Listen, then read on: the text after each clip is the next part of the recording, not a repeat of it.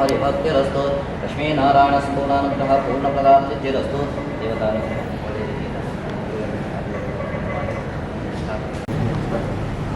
भोदे त्वदेव रूपत्वं कर्मदा शीघ्रविघ्नकृत यावत् कर्मतमाप्ति स्यात् तावत् त्वं स्तुतिरो भव दीपज्योतये नमः प्रार्थयामि प्रार्थयामि प्रार्थयामि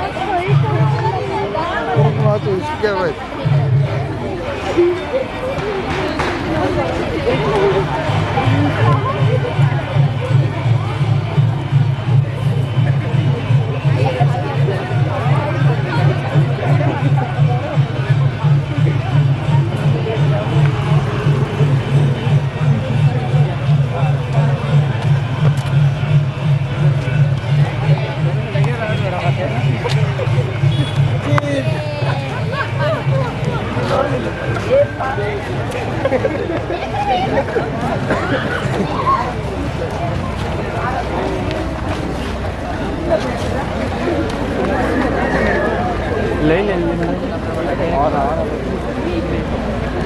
cái mà tao mày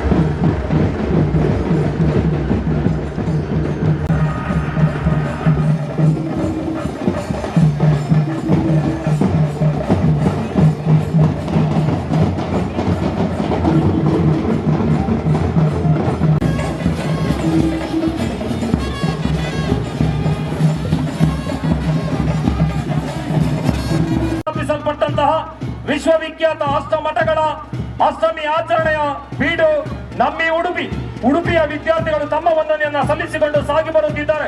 ಪಡುಬಿದ್ರೆಯ Khadgeshwari, ನಾವಿಕರಿಗೆ ದಾರಿದೀಪವಾಗಬಲ್ಲ 100 ಅಡಿ ಎತ್ತರದ ಕಾಪು ಲೈಟ್ ಹೌಸ್, ಮೀನುಗಾರಿಕಾ ಬಂದರಿನ ಮಲ್ಪೆ, ಬಲರಾಮನ ಒಡಮಂಡೇಶ್ವರದ ಎಳ್ಳಮಾವಾಸ್ಯೆಯ ಪರ್ವದಿನ ಪವಿತ್ರ ಸ್ಥಾನ, ಕಡಲ ತಡಿಯಲ್ಲಿ ಶಿಲ್ಪಿಯು ಕಡೆದು ನಿಲ್ಲಿಸಿದಂತೆ ಕಾಣುವ ನಿಸರ್ಗ ನಿರ್ಮಿತ ವಿವಿಧ ವಿನ್ಯಾಸದ ಕಲ್ಲು ಕಂಬಗಳ ಮನಮೋಹಕವಾದ ಸೈಂಟ್ ಮೇರಿಸ್ ದ್ವೀಪ, ಶಕ್ತಿ ಆರಾಧನೆಯ ಕೇಂದ್ರ ಅಂಬಲಪಾಡಿಯ ಜನಾರ್ದನ ಮಹಾಕಾಳಿ ದೇವಸ್ಥಾನ, ಇದೆಲ್ಲವನ್ನ ನೆನಪಿಸಿಕೊಂಡು ಸಾಗಿ ಬರುತ್ತಿರುವ ಉಡುಪಿ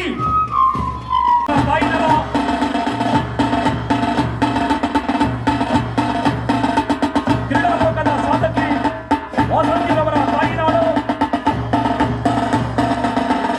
ಅಂದು ಹಡಪನ ಆಳ್ವಿಕೆಯ ಕಾಲದಲ್ಲಿ ರಾಜಧಾನಿಯಾಗಿ ಬೆಳೆದಾಡಿದ ವಾರ್ಕರು ಹರಿಯ ಸಂತಾನ ಕಟ್ಟಿದ ಮಹತ್ವವನ್ನು ಜಗತ್ತಿಗೆ ಸಾರಿ ಹೇಳಿದ ಕೂತಾಳ ಪಾಂಡ್ಯರ ಆಳ್ವಿಕೆಯ ನಾಡು. ಇದುವೇ ಬ್ರಹ್ಮಾವರ.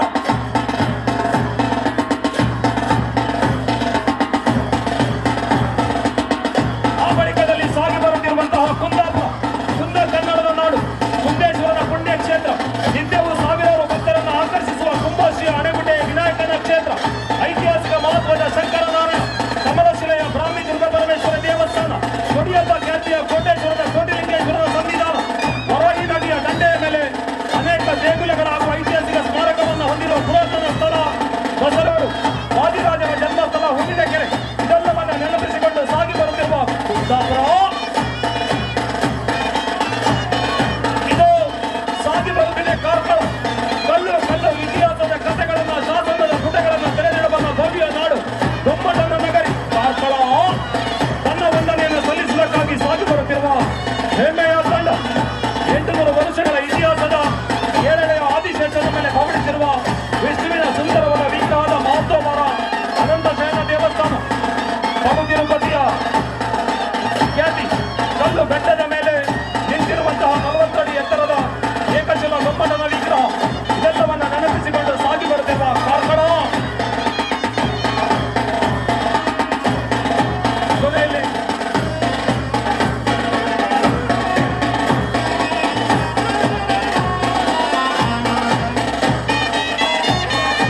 ವಹಿಸಿಕೊಂಡಿರುವ ವಂದನೆಯನ್ನು ಸಲ್ಲಿಸುವುದಕ್ಕಾಗಿ ಆಗಮಿಸಿರುವ ತಂಡ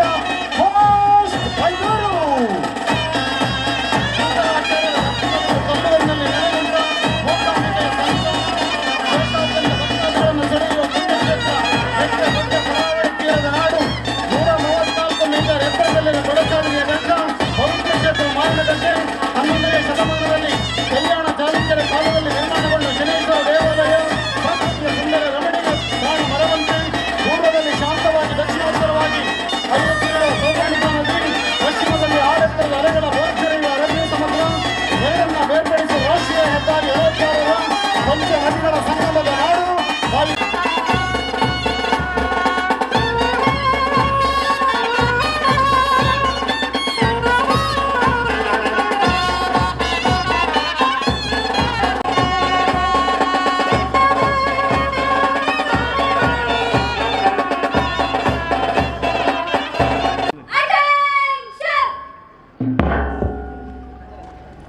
ಸಕಲ ಗೌರವದೊಂದಿಗೆ ಎಲ್ಲರ ಅನುಮತಿಯನ್ನ ಪಡೆದುಕೊಳ್ಳುತ್ತಿರುವ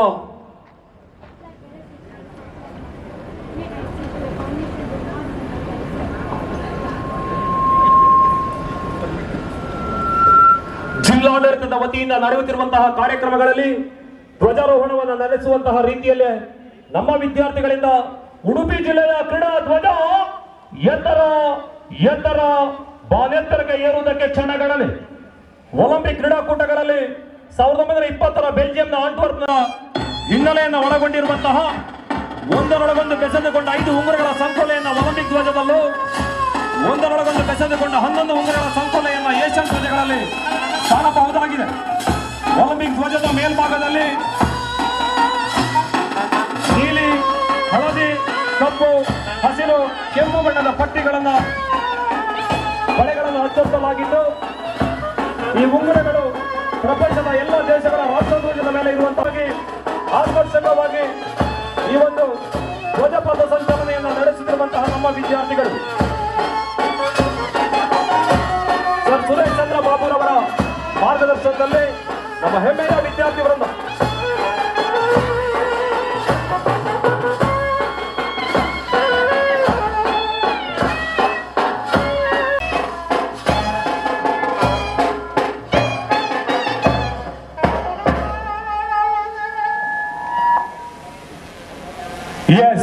ಎಲ್ಲರ ಚಿತ್ತ ಧ್ವಜಾರೋಹಣದತ್ತ. ಆಧುನಿಕ ತಂತ್ರಜ್ಞಾನಾಧಾರಿತ ಡ್ರೋನ್ ಕ್ಯಾಮೆರಾಗಳ ಮೂಲಕವಾಗಿ ನಮ್ಮೆಲ್ಲ ಕಾರ್ಯಕ್ರಮಗಳನ್ನು ಸೆರೆ ಹಿಡಿಯಲಾಗುತ್ತಿದೆ. ಏಷ್ಯನ್ ಧ್ವಜಗಳಲ್ಲಿ 11 ಉಂಗುರಗಳ ಸಂಕೋಲೆ, ಒಲಿಂಪಿಕ್ ಧ್ವಜದಲ್ಲಿ 5 ಉಂಗುರಗಳ ಸಂಕೋಲೆ. ಪ್ರಪಂಚದ ಎಲ್ಲ ದೇಶಗಳ ಐಕ್ಯತೆಯನ್ನ ಸಾರಿ ಹೇಳಬಲ್ಲ ಒಲಿಂಪಿಕ್ ಧ್ವಜ, ಏಷ್ಯಾ ದೇಶಗಳ ಐಕ್ಯತೆಯನ್ನ ಸಾರಿ ಹೇಳಬಲ್ಲ ಏಷ್ಯನ್ ಧ್ವಜ.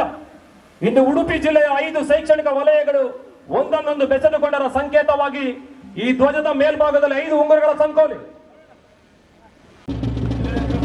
S attention Savdhaan.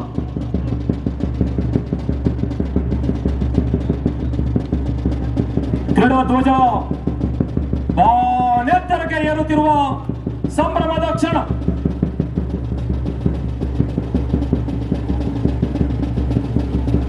Attend salute.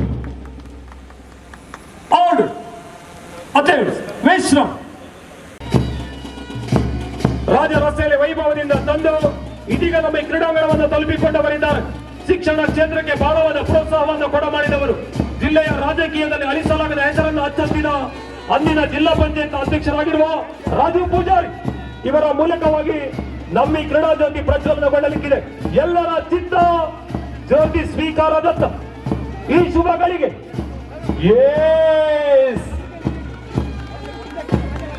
ಈಗಾಗಲೇ ಉಡುಪಿ ಜಿಲ್ಲಾ ಪಂಚಾಯತ್ ನಲ್ಲಿ ಸಮಸ್ತ ಶಿಕ್ಷಣ ಸಂಸ್ಥೆಗಳ ಅಭಿವೃದ್ಧಿಯ ಬಗ್ಗೆ ಅಂದು ಧ್ವನಿಯಾದ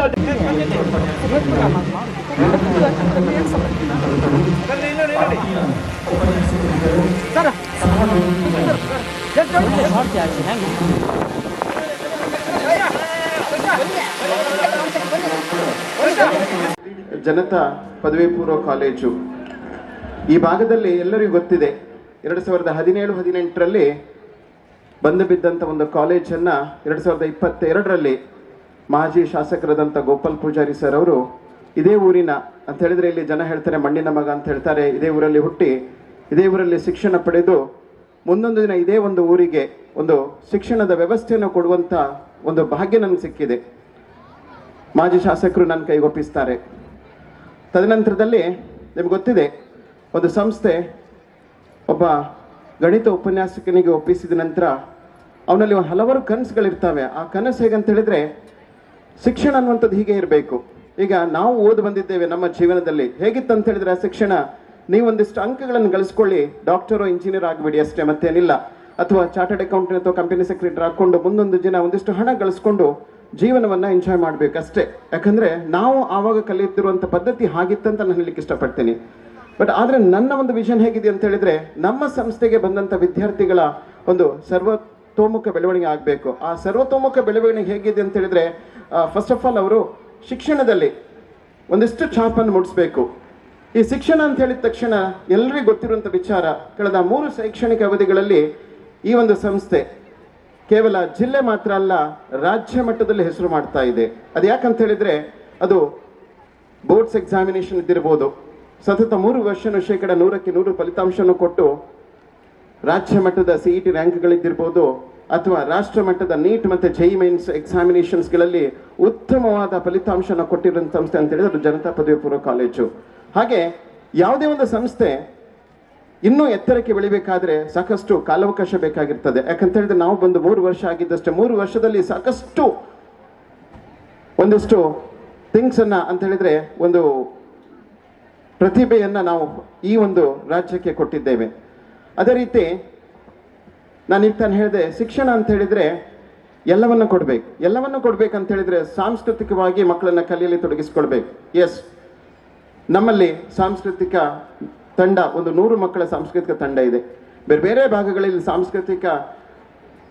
ಸಾಂಸ್ಕೃತಿಕ ತಂಡದಲ್ಲಿ ಹೋಗ್ಕೊಂಡು ಪ್ರತಿಭೆಗಳನ್ನು ಅನಾವರಣ ಮಾಡ್ತಾ ಇದ್ದಾರೆ.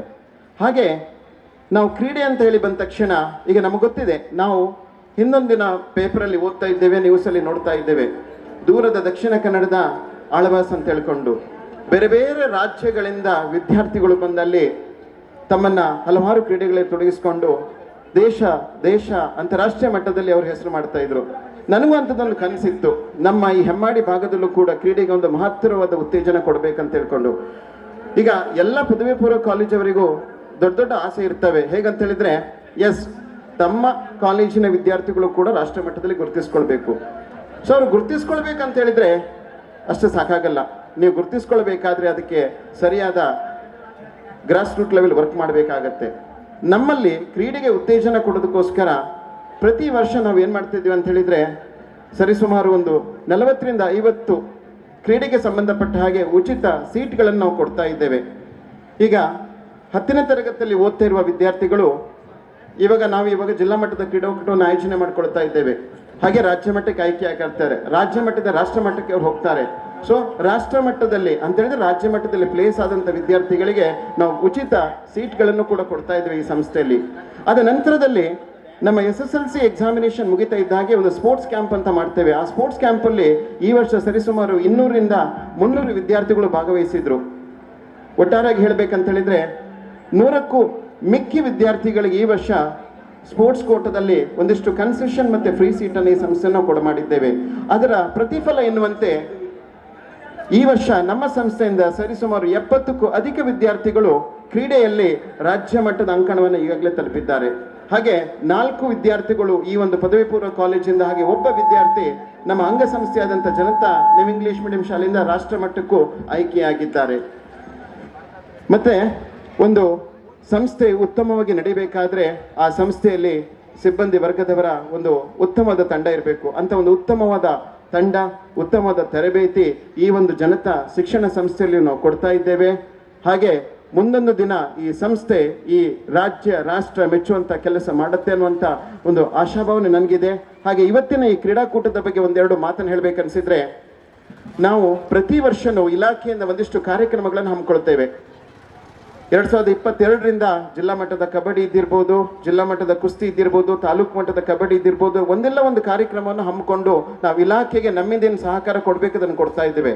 ಅದರಲ್ಲೇ ಈ ಒಂದು ಶೈಕ್ಷಣಿಕ ಅವಧಿಯನ್ನು ನಾನು ಅವಲೋಕನೆ ಮಾಡ್ಬೇಕಂತ ಹೇಳಿದ್ರೆ, ಈ ವರ್ಷ ಪದವಿ ಪೂರ್ವ ವಿಭಾಗದಿಂದ ನಾವು ಜಿಲ್ಲಾ ಮಟ್ಟದ ಕಬಡ್ಡಿ, ಜಿಲ್ಲಾ ಮಟ್ಟದ ಕುಸ್ತಿ, ಜಿಲ್ಲಾ ಮಟ್ಟದ ಬಾಕ್ಸಿಂಗ್ ಪಂದ್ಯಾಟ, ಹಾಗೆ ಜಿಲ್ಲಾ ಮಟ್ಟದಲ್ಲಿ ಒಂದು ಪ್ರಾಂಶುಪಾಲರ ಸಭೆಯಲ್ಲಿ ನಾವು ರಾಷ್ಟ್ರ ಮಟ್ಟದಲ್ಲಿ ಗುರುತಿಸಿಕೊಂಡ ವಿದ್ಯಾರ್ಥಿಗಳಿಗೂ ಕೂಡ ನಮ್ಮ ಸಂಸ್ಥೆಯಲ್ಲಿ ಸನ್ಮಾನ ಇಟ್ಕೊಂಡಿದ್ದೇವೆ.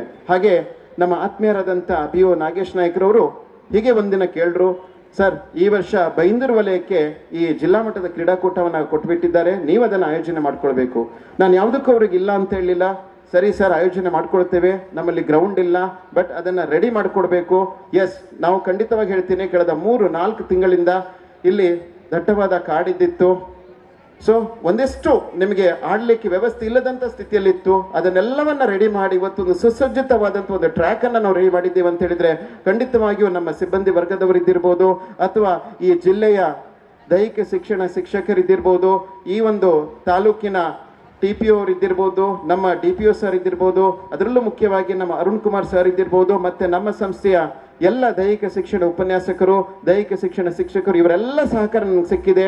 ಎಲ್ಲರಿಗೂ ತುಂಬ ಹೃದಯದಿಂದ ಧನ್ಯವಾದ ಹೇಳ್ತಾ, ಈ ಒಂದು ಕ್ರೀಡಾಕೂಟ ಇವತ್ತೇನು ಆಯೋಜನೆ ನಮ್ಮ ಸಂಸ್ಥೆಯಲ್ಲಿ ಮಾಡ್ಕೊಂಡಿದ್ದೇವೆ ಅದು ಚೆನ್ನಾಗಿ ಮೂಡಿ ಬರಲಿ ಅಂತ ಆಶಿಸ್ತಾ, ಎಲ್ಲ ಕ್ರೀಡಾಪಟುಗಳಿಗೂ ಬಂದಂತ ಎಲ್ಲ ಕ್ರೀಡಾಪಟುಗಳಿಗೂ ಶುಭ ಹಾರೈಸ್ತಾ ನನ್ನ 2 ಮಾತನ್ನು ಮುಗಿಸ್ತೇನೆ. ಧನ್ಯವಾದಗಳು. ಉಡುಪಿ ಜಿಲ್ಲೆಯ ವಿದ್ಯಾಂಗ ಉಪನಿರ್ದೇಶಕರಾಗಿರುವಂತಹ ಶ್ರೀಯುತ ಲೋಕೇಶ್ ಸರ್ ಅವರು ಮನವಿ ಹರುಷದ ಜ್ಯೋತಿ ಸಮಾರಂಭ ಸಭಾ ಕಾರ್ಯಕ್ರಮದ ಉದ್ಘಾಟನೆಯಲ್ಲಿ ನಾವಿದ್ದೇವೆ. ಜನತಾ ಶಿಕ್ಷಣ ಸಂಸ್ಥೆ ಸರ್ವತೋಮುಖ ಬೆಳವಣಿಗೆಯಲ್ಲಿ ಶ್ರಮಿಸ್ತಾ ಇರುವಂತಹ ಸಂಸ್ಥೆ ಇದಾಗಿದೆ. ಜನತಾ ಕ್ರೀಡೆ ಜನಪ್ರಿಯಲ್ಲಿ ಶ್ರಮಿಸುತ್ತಿರುವಂತಹ ಸಂಸ್ಥೆ ಜನತಾ ಪದವಿ ಪೂರ್ವ ಕಾಲೇಜು ಹೆಮ್ಮಾಡಿ ಅನ್ನುವುದನ್ನು ಅತ್ಯಂತ ಖುಷಿಯಿಂದ ಹೇಳಲಿಕ್ಕೆ ಇಷ್ಟಪಡ್ತಾ ಇದ್ದೇನೆ. ಗ್ರಾಮೀಣ ಭಾಗದಿಂದ ಬರುವಂತಹ ಸಾವಿರ ಸಂಖ್ಯೆಯ ವಿದ್ಯಾರ್ಥಿಗಳಿಗೆ ಒಂದು ಕಾಲದಲ್ಲಿ ಸ್ಪರ್ಧಾತ್ಮಕ ಪರೀಕ್ಷೆಗಳಿಗೆ ತರಬೇತಿ ಇಲ್ಲದೇ ಇರುವಂತಹ ಸಮಯ ಶ್ರೀ ಗಣೇಶರವರೇ ಅತ್ಯಂತ ಪರಿಣಾಮಕಾರಿಯಾಗಿ ಈ ಭಾಗದಲ್ಲಿ ಸ್ಪರ್ಧಾತ್ಮಕ ಪರೀಕ್ಷೆಗಳಿಗೆ ತರಬೇತಿಯನ್ನು ಆರಂಭಿಸಿರ್ತಕ್ಕಂತಹ ಹೆಗ್ಗಳಿಕೆ ನಮಗೆ. ಕ್ರೀಡಾಂಗಣದಲ್ಲಿ ಉಡುಪಿ ಜಿಲ್ಲಾ ಮಟ್ಟದ ಕ್ರೀಡಾಕೂಟ ಬಲೂನುಗಳನ್ನು ಹಾರಿಸುವುದರ ಮೂಲಕ ಈ ಕಾರ್ಯಕ್ರಮಕ್ಕೆ ಚಾಲನೆಯನ್ನು ಕೊಡ್ತಾ ಇದ್ದಾರೆ. ಹಾಗೆಯೇ ಶಾಂತಿಗೆ ಸಂಕೇತವಾಗಿರುವಂತಹ ಪಾರಿವಾಳ ಮಾಡಿ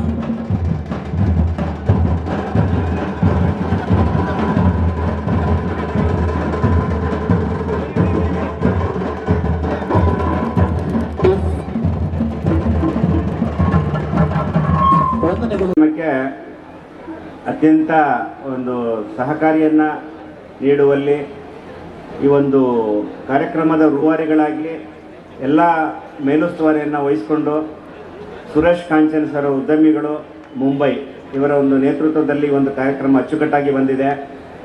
ಈಗಾಗಲೇ ನಮ್ಮ ಜಿಲ್ಲೆ ಶೈಕ್ಷಣಿಕವಾಗಿ ಅತ್ಯಂತ ಉನ್ನತ ಅತ್ಯುತ್ಕೃಷ್ಟ ಒಂದು ಹಂತವನ್ನು ತಲುಪಿರುವಂಥ ಒಂದು ಜಿಲ್ಲೆಯಲ್ಲಿ ಕ್ರೀಡಾ ಕ್ಷೇತ್ರದಲ್ಲಿ ಕೂಡ ನಾವು ಅತ್ಯುನ್ನತ ಸಾಧನೆಯನ್ನು ಮಾಡಿದ್ದೀವಿ ಅಂತ ಹೇಳ್ಕೊಳ್ಳಿಕ್ಕೆ ತುಂಬ ಖುಷಿ ಪಡ್ತೇನೆ ಇಲಾಖೆ ಮುಖ್ಯಸ್ಥನಾಗಿ. ಅದರಲ್ಲಿಯೂ ಈ ಒಂದು ಸಂಸ್ಥೆ 100 ವರ್ಷಗಳಲ್ಲಿ ಅಥವಾ ಅದಕ್ಕಿಂತ ಕೆಲವು ವರ್ಷಗಳಲ್ಲಿ ಮಾಡಬೇಕಾದಂಥ ಸಾಧನೆಯನ್ನು ಕೇವಲ 3 ವರ್ಷದಲ್ಲೇ ಮಾಡಿರುವಂಥದ್ದು ತುಂಬ ಅಭಿನಂದನೀಯ ಅಂತ ಹೇಳಲಿಕ್ಕೆ ನಾನು ಈ ಸಂದರ್ಭದಲ್ಲಿ ಇಷ್ಟಪಡ್ತೇನೆ. ಈ ಒಂದು ಸಂಸ್ಥೆಗೆ ಅಭಿನಂದನೆಗಳನ್ನು ಕೂಡ ಸಲ್ಲಿಸ್ತೇನೆ. ಯಾಕೆ ಅಂತ ಹೇಳಿದ್ರೆ ನಾವು ಈ ಒಂದು ವೇದಿಕೆಯ ಎಡಭಾಗದಲ್ಲಿ ನೋಡ್ತೇವೆ, ರಾಷ್ಟ್ರ ಮಟ್ಟದಲ್ಲಿ ಅನೇಕ ಸ್ಪರ್ಧೆಗಳಲ್ಲಿ ಭಾಗವಹಿಸಿರುವಂತಹ ಅತ್ಯಂತ ಉತ್ಸಾಹಭರಿತ ಯುವಕರ ಒಂದು ತಂಡವನ್ನು, ಕ್ರೀಡಾ ಸ್ಪರ್ಧಿಗಳನ್ನು ನೀವು ಅಲ್ಲಿ ಕಳಿಸ್ಕೊಡುವಷ್ಟು ಒಂದು ತಯಾರಿಯನ್ನು ನೀವು ಮಾಡಿದ್ದೀರಾ. ಈ ಮೂಲಕ ನಮ್ಮ ಜಿಲ್ಲೆಗೆ, ನಮ್ಮ ರಾಜ್ಯಕ್ಕೆ ಕೀರ್ತಿಯನ್ನು ತಂದಿದ್ದೀರಾ. ಅದೇ ರೀತಿ ಶೈಕ್ಷಣಿಕ ಕ್ಷೇತ್ರದಲ್ಲಿ ಕೂಡ ನೀವು ಉನ್ನತ ಸಾಧನೆಯನ್ನು ಮಾಡಿದ್ದೀರಾ. ಜೊತೆಗೆ PU ವಿಭಾಗದಲ್ಲಿ ಕೂಡ ಜಿಲ್ಲೆ ಅಥವಾ ನಮ್ಮ ಇಲಾಖೆ ಕೊಟ್ಟಂಥ ಎಲ್ಲ ಕಾರ್ಯಕ್ರಮಗಳ ಸ್ಪರ್ಧೆಗಳನ್ನು, ಜಿಲ್ಲಾ ಮಟ್ಟದ ಸ್ಪರ್ಧೆಗಳನ್ನು ನೀವು ಆಯೋಜಿಸಿದ್ದೀರಾ. ಸೊ ಹೀಗಾಗಿ ನಮ್ಮ ಜಿಲ್ಲೆಗೆ, ನಮ್ಮ ಇಲಾಖೆಗೆ ಒಂದು ಒಳ್ಳೆಯ ಉತ್ತಮ ಹೆಸರನ್ನು ತಂದಿದ್ದೀರಾ. ಮುಂದಿನ ದಿನಗಳಲ್ಲಿಯೂ ಸಹ ಈ ಒಂದು ಯಶಸ್ಸು, ಈ ಶಾಲೆಯ ಬೆಳವಣಿಗೆ ಎಲ್ಲವೂ ಕೂಡ ಮುಂದುವರಿಲಿ. ನಿಮ್ಮ ಜೊತೆಗೆ ನಮ್ಮ ಇಲಾಖೆ ಯಾವಾಗಲೂ ಸದಾ ನಿಮ್ಮ ಜೊತೆಗೆ ನಾವಿದ್ದೇವೆ ಅಂತ ಒಂದು ಭರವಸೆಯನ್ನು ಕೊಡ್ತಾ, ಈ ಒಂದು ಕ್ರೀಡಾಕೂಟವನ್ನು ಆಯೋಜಿಸಬೇಕಾದ್ರೆ ಸಾಕಷ್ಟು ಶ್ರಮವನ್ನು ಬೇಕು. ಅದರಲ್ಲೂ ನಮ್ಮ ಮಾನವ ಸಂಪತ್ತು, ಮಾನವ ಸಂಪನ್ಮೂಲ ಏನು ನಮ್ಮ ದೈಹಿಕ ಶಿಕ್ಷಕರಿದ್ದಾರೆ, ಅವರು ನನ್ನ ಮನಸಾರೆ ನಾನು ತುಂಬ ಪ್ರಶಂಸೆಯನ್ನು ಮಾಡ್ತೇನೆ. ಯಾಕೆ ಹೇಳಿದ್ರೆ ನಾನು ಕಳೆದ 2 ಸಲ ಈ ಒಂದು ಗ್ರೌಂಡ್ಗೆ ಅಥವಾ ಈ ಶಾಲೆಗೆ ಭೇಟಿ ಕೊಟ್ಟಿದ್ದೆ. ಆ ಸಂದರ್ಭದಲ್ಲಿ ಈ ಒಂದು ಸ್ಟೇಜ್ ನಮ್ಮ ಒಂದು ಮೈದಾನವನ್ನು ಸಿದ್ಧಪಡಿಸ್ತಿದ್ರು. ಅವತ್ತಿನ ಪರಿಸ್ಥಿತಿ ನೋಡಿದ್ರೆ ರಾತ್ರಿ ಬೆಳಿಗ್ಗೆ ಎಲ್ಲೋ ಮಳೆ ಬಂದಿತ್ತು. ನಾನು ಅಂದ್ಕೊಂಡೆ ಇದು ಅಷ್ಟು ಸಕ್ಸಸ್ ಆಗೋದು ಕಷ್ಟ ಏನೋ, ಇಂಥ ಪರಿಸ್ಥಿತಿಯಲ್ಲಿ ಇದ್ದೀವಿ. ಮಳೆ ಈ ವರ್ಷ ಅನಿರೀಕ್ಷಿತವಾಗಿ, ಆಕಸ್ಮಿಕವಾಗಿ, ಅವಧಿಯನ್ನು ಮೀರಿ ಕೂಡ ಬಂದಿರುವಂಥದ್ದು ನಾನು ನೋಡಿದ್ವಿ. ಈ ಒಂದು ಸಂದರ್ಭದಲ್ಲಿ ನಮಗೆಲ್ಲಿ ಅಡ್ಡಿ ಆಗ್ತದೋ ಅನ್ನೋ ಒಂದು ಆತಂಕ ಕೂಡ ನಮಗೂ ಕೂಡ ಇತ್ತು. ಆದರೂ ಆ ಸವಾಲೆಲ್ಲವನ್ನು ಮೆಟ್ಟಿ ನಮ್ಮ ದೈಹಿಕ ಶಿಕ್ಷಕರು ಹಗಲು ರಾತ್ರಿ ಎಲ್ಲ ದುಡಿದಿದ್ದೀರಾ. ಈ ಒಂದು ನಿಮ್ಮ ಪ್ರತಿಫಲ, ನಿಮ್ಮ ಶ್ರಮ, ಈ ನಿಮ್ಮ ಪ್ರತಿಫಲ ಇವತ್ತು ನಮಗೆ ಕಾಣ್ತಾ ಇದೆ. ಅದರಲ್ಲಿ ನಮ್ಮ ಜಿಲ್ಲಾ ದೈಹಿಕ ಶಿಕ್ಷಣಾಧಿಕಾರಿ ಚಂದ್ರಶೇಖರ್ ಶೆಟ್ಟಿ ಅವರ ನೇತೃತ್ವದಲ್ಲಿ, ಜಿಲ್ಲಾ ಘಟಕದ ಅಧ್ಯಕ್ಷರು ವಿಜಯಕುಮಾರ್ ಶೆಟ್ಟಿ ಅವರ ಒಂದು ನೇತೃತ್ವದಲ್ಲಿ ಇಡೀ ತಂಡ ಪ್ರಾಮಾಣಿಕ ಬದ್ಧತೆಯಿಂದ ನೀವೆಲ್ಲ ಕೆಲಸ ಮಾಡಿದ್ದೀರಾ. ನಮ್ಮ ಇಲಾಖೆ ಹೆಮ್ಮೆ ಪಡುವಂಥ ಒಂದು ಕೆಲಸ ಮಾಡಿದ್ದೀರಾ. ನಾನು ಕೂಡ ಅವ್ರನ್ನೆಲ್ಲ ಆಗಿಂದಲೂ ಗಮನಿಸ್ತಿದ್ದೆ ಮತ್ತು ಅವ್ರನ್ನ ಸ್ವತಂತ್ರವಾಗಿ ಅವ್ರಿಗೆ ಬೆನ್ನು ತಟ್ಟಿ ನಾನು ಉತ್ಸಾಹಿಸ್ತಾ ಬಂದಿದ್ದೆ. ಅದನ್ನು ನೀವೆಲ್ಲರೂ ಉಳಿಸ್ಕೊಂಡಿದ್ದೀರಾ. ಮುಂದಿನ ದಿನಗಳಲ್ಲಿ ಕೂಡ ನಮ್ಮ ಜಿಲ್ಲೆ ರಾಜ್ಯ, ರಾಷ್ಟ್ರ ಮಟ್ಟದಲ್ಲಿ ಉನ್ನತ ಸ್ಥಾನಕ್ಕೆ ಹೋಗಬೇಕಾದ್ರೆ ನಿಮ್ಮೆಲ್ಲರ ಈ ಒಂದು ಟೀಮ್ ವರ್ಕ್ ಅಂತ ಏನು ಹೇಳ್ತೀವಿ, ಇದೇ ಒಂದು ಬದ್ಧತೆ, ಪ್ರಾಮಾಣಿಕತೆ, ಶ್ರದ್ಧೆಯಿಂದ ಈ ಜಿಲ್ಲೆಯಲ್ಲಿರುವಂಥ ಎಲ್ಲ ಗೌರವಾನ್ವಿತ ದಾನಿಗಳು ನಮ್ಮ ಇಲಾಖೆಗೆ ಇಷ್ಟೊಂದು ಬೆಂಬಲ ಕೊಡ್ತಿದ್ದಾರೆ. ಅವರಿಗೆ ನಾವು ಹೆಚ್ಚು ಗೌರವವನ್ನು ಸಲ್ಲಿಸಬೇಕಾದ್ರೆ ನಾವು ಪ್ರಾಮಾಣಿಕವಾಗಿ ಮತ್ತು ಬದ್ಧತೆಯಿಂದ ಕೆಲಸ ಮಾಡಿ ನಮ್ಮ ಸಾಧನೆಗಳನ್ನು ನಾವು ಮಾಡಿ ತೋರಿಸಿದ್ರೆ ಅವ್ರಿಗೆ ಕೊಡುವಂಥ ನಾವು ಗೌರವ ಅಂತ ನಾನು ಭಾವಿಸ್ಕೊಂಡಿದ್ದೇನೆ ಯಾವಾಗಲೂ ಸಹ. ಯಾಕೆಂದರೆ ಇದು ದಾನಿಗಳ ತವರೂರು ಉಡುಪಿ ಜಿಲ್ಲೆ. ಸೊ ಹಾಗಾಗಿ ಅವರೆಲ್ಲರ ಸಹಕಾರ ಎಲ್ಲಿದ್ದರೆ ನಾವು ಈ ಒಂದು ಕ್ರೀಡಾಕೂಟವನ್ನು ಈ ಒಂದು ಹಂತದಲ್ಲಿ ಆಯೋಜನೆ ಮಾಡಲಿಕ್ಕೆ ನಮ್ಮಿಂದ ಸಾಧ್ಯವೇ ಇಲ್ಲ. ಆ ದೃಷ್ಟಿಯಲ್ಲಿ ನಾನು ಸಹ ಇಲಾಖೆಯಲ್ಲಿ ಸಾಕಷ್ಟು ವರ್ಷಗಳಿಂದ ರಾಜ್ಯ ಮಟ್ಟದ ಕ್ರೀಡಾಕೂಟ, ವಿಭಾಗೀಯ ಮಟ್ಟದ ಕ್ರೀಡಾಕೂಟ, ತಾಲೂಕು, ಜಿಲ್ಲಾ ಮಟ್ಟದ ಕ್ರೀಡಾಕೂಟಗಳನ್ನು ಆಯೋಜಿಸುವಂಥ ಒಂದು ಸಂದರ್ಭದಲ್ಲಿ ನಾನು ಕೂಡ ಉಪಸ್ಥಿತ ನಿಂತ್ಕೊಂಡು ಗಮನಿಸ್ತಾ ಬಂದಿದ್ದೇನೆ. ಇಂತಹ ಒಂದು ಕಾರ್ಯಕ್ರಮ ಮಾಡುವಲ್ಲಿ ಈ ಒಂದು ಜನತಾ ನ್ಯೂ ಇಂಗ್ಲೀಷ್ ಮೀಡಿಯಂ ಸಂಸ್ಥೆಯ ಆಡಳಿತ ಮಂಡಳಿಯವರು ತುಂಬ ನಮಗೊಂದು ಸಹಕಾರವನ್ನು ಕೊಟ್ಟಿದ್ದಾರೆ. ವಿಶೇಷವಾಗಿ BO ಅವರು ಈ ಒಂದು ಸಂಸ್ಥೆಯನ್ನು ಆಯ್ಕೆ ಮಾಡುವಲ್ಲಿ, ಅವ್ರನ್ನ ಮನವೊಲಿಸುವಲ್ಲಿ ಕೂಡ ಯಶಸ್ವಿಯಾಗಿದ್ದಾರೆ. ಅವ್ರಿಗೂ ಕೂಡ ಅಭಿನಂದನೆಗಳು. ಯಾಕೆಂತ ಹೇಳಿದ್ರೆ ಅದು ಆಯ್ಕೆ ಮಾಡುವಂಥ ಸಂದರ್ಭ ನಮಗೆ ತುಂಬ ಮುಖ್ಯವಾಗಿರ್ತದೆ. ಈ ಕ್ರೀಡಾಕೂಟವನ್ನು ನಾವು ವಹಿಸ್ಕೊಟ್ರೆ ಅವರು ಯಶಸ್ಸು ಮಾಡಬಲ್ಲರೆ, ಅವರ ಒಂದು ಎಷ್ಟು ಇನ್ವಾಲ್ವ್ಮೆಂಟ್ ಇದೆ ಅನ್ನುವಂಥದ್ದನ್ನು ನಾವು ಕೂಡ ಗಮನಿಸಬೇಕು. ಅವರ ಬಗ್ಗೆ ತುಂಬ ನನಗೆ ಈ ಒಂದು ಸಂಸ್ಥೆ ಇಷ್ಟೊಂದು ಯಶಸ್ವಿಯಾಗಿ ಆಯೋಜಿಸೋದಕ್ಕೆ ಖುಷಿ ಪಡ್ತೇನೆ. ಮುಂದಿನ ದಿನಗಳಲ್ಲಿ ಈ ಒಂದು 3 ದಿನಗಳಲ್ಲಿ ನಡೆಯುವಂಥ ಕ್ರೀಡಾಕೂಟ ಅತ್ಯಂತ ಯಶಸ್ವಿಯಾಗಲಿ. ಎಲ್ಲರಿಗೂ ಕೂಡ ವಿದ್ಯಾರ್ಥಿಗಳಿಗೆ ಉತ್ತಮ ಒಂದು ತೀರ್ಪನ್ನು ಕೊಡುವ ಮೂಲಕ ಈ ಕ್ರೀಡಾಕೂಟವನ್ನು ಯಶಸ್ಸು ಮಾಡೋದ್ರ ಮೂಲಕ ನಮ್ಮ ಇಲಾಖೆಗೆ, ನಮ್ಮ ಜಿಲ್ಲಾಡಳಿತಕ್ಕೆ, ನಮ್ಮ ಜಿಲ್ಲಾ ಪಂಚಾಯತು, ಅದೇ ರೀತಿ ಈ ಒಂದು ಶಿಕ್ಷಣ ಸಂಸ್ಥೆಗೆ ನಾವೆಲ್ಲರೂ ಕೂಡ ಗೌರವವನ್ನು ಅರ್ಪಣೆ ಮಾಡೋಣ ಅಂತ ಹೇಳ್ತಾ, ನಿಮ್ಮೆಲ್ಲರ ಸಹಕಾರ ಮತ್ತು ಈ ಒಂದು ಕಾರ್ಯಕ್ರಮ ಆಯೋಜಿಸಿದ ಮತ್ತೊಮ್ಮೆ ನನ್ನ ಕೃತಜ್ಞತೆಗಳನ್ನು ಸಲ್ಲಿಸ್ತಾ ನನ್ನ ಮಾತನ್ನು, ಉದ್ಘಾಟನಾ ಮಾತನ್ನು ಮುಗಿಸ್ತೇನೆ. ಧನ್ಯವಾದಗಳು. Thank you so much. ಎಲ್ಲ ಸ್ಪರ್ಧಾಳುಗಳು ತಮ್ಮ ಬಲಗೈಯನ್ನು ಮುಂದಕ್ಕೆ ಚಾಚಿ ಇಂದು ನಡೆಯುತ್ತಿರುವ ಉಡುಪಿ ಜಿಲ್ಲೆ ಮಟ್ಟದ 14 ಮತ್ತು 17ರ ವಯೋಮಾನದ ಬಾಲಕ ಬಾಲಕಿಯರ ಅಥ್ಲೆಟಿಕ್ಸ್ ಕ್ರೀಡಾ ಸ್ಪರ್ಧೆಯಲ್ಲಿ ಭಾಗವಹಿಸುತ್ತಿರುವ ನಾವುಗಳು ಕ್ರೀಡಾ ನಿಯಮಗಳಿಗೆ ಬದ್ಧರಾಗಿ ತೀರ್ಪುಗಾರರ ತೀರ್ಮಾನಕ್ಕೆ ಗೌರವ ನೀಡಿ ನಮ್ಮ ಉತ್ತಮ ಸಾಮರ್ಥ್ಯವನ್ನು ಸ್ಪರ್ಧೆಯಲ್ಲಿ ತೋರಿ ನಮ್ಮ ಶಾಲಾ ಮತ್ತು ನಮ್ಮ ಹೆತ್ತವರ ಗೌರವ ಹೆಚ್ಚಿಸುತ್ತೇವೆ ಎಂದು ಈ ಮೂಲಕ ಪ್ರತಿಜ್ಞೆ ಮಾಡುತ್ತಿದ್ದೇನೆ. ಹಾಗೆಯೇ ನಿಮ್ಮ ಸೇವಾ ತತ್ಪರತೆಗಾಗಿ ಸುಂದರವಾದಂತಹ ಈ ಪೀಠ, ನಿಮ್ಮ ಸಹಕಾರ, ನಿಮ್ಮ ಧನ್ಯತೆಗಾಗಿ ಈ ಸ್ಮರಣಿಕೆ. ಹಾಗಾಗಿ ಗೌರವಿಸಿ ಅಭಿನಂದನೆಯನ್ನು ಸಲ್ಲಿಸತಕ್ಕಂತಹ ಸಮಯ.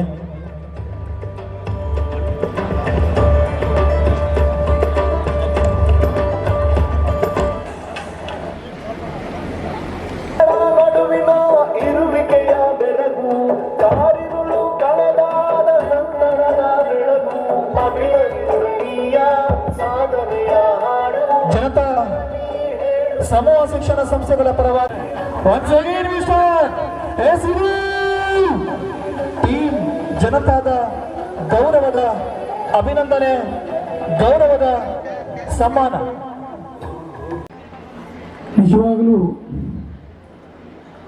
ಈ ಕಾರ್ಯಕ್ರಮಕ್ಕೆ ಬರುವಂಥ ಒಂದು ಸ್ಥಿತಿಯಲ್ಲಿ ಇರಲಿಲ್ಲ ಇದೆ. ಯಾಕಂದರೆ ನನಗೆ ಸ್ವಲ್ಪ ಹೆಲ್ತ್ ಸರಿ ಇಲ್ಲ 4 ದಿನದಿಂದ. ಆದರೂ ಕುಂಬಾಶಿ ಗಣೇಶ್ ಕಾಂಚನ್ರು ಹಾಗೂ ನಮ್ಮ ಪ್ರಿನ್ಸಿಪಾಲ್ರ ಗಣೇಶ್ ಮಗುವೀರ ಶಾಯದ್ ದೇವರಲ್ಲಿ ಕೂಡ ಅವರು ಪ್ರಾರ್ಥನೆ ಮಾಡಿರ್ಬೋದು ಬರಲಿ ಅಂತ. ಅದಕ್ಕಾಗಿ ಇಂದು ಹೆಮ್ಮಾಡಿಯ ಈ ಜನತಾ ಕಾಲೇಜಿಗೆ ಬರುವಂಥ ಒಂದು ಸಮಯ ನಮಗೆ ಒದಗಿ ಬಂದಿದೆ. ಇಂತಹ ಒಂದು ಕಾರ್ಯಕ್ರಮ ನೋಡುವುದಕ್ಕೂ ಕೇಳುವುದಕ್ಕೂ